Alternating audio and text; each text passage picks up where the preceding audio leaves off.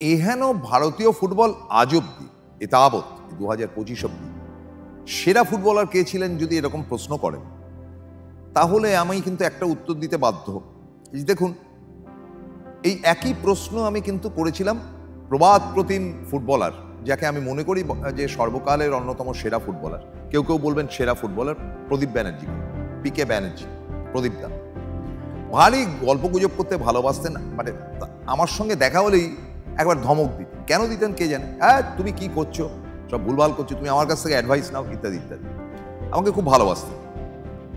তো প্রদীপদাকে নিয়ে আমার মানে বেশ কয়েকটা এপিসোড আমি করতে পারি। পদ্মশ্রী বলুন বা নানান রকম সম্মাননা তিনি তো পেয়েইছেন, তো সেটা আরেক দিনের জন্য তোলা থাক। তো প্রদীপদার যেমন ফুটবলার ছিলেন তেমন তিনি কিন্তু কোচ ছিলেন, এবং তার কোচিং জীবন মোটামুটি বড় ক্লাব বলতে ইস্টবেঙ্গল থেকে শুরু হয়েছিল, তারপর মোহনবাগান ঘুরে ফের ইস্টবেঙ্গল, ফের মোহনবাগান। তবে বেশিরভাগ সময়টাই তিনি কিন্তু ইস্টবেঙ্গলের কোচ ছিলেন এবং ইস্টবেঙ্গল টিমটাকে দাঁড় করিয়ে দিয়েছিলেন।